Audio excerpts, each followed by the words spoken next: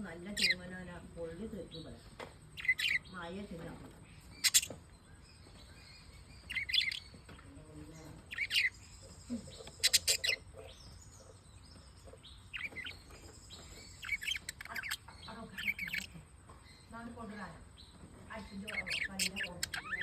അപ്പൊ അവിടെ വെക്ക്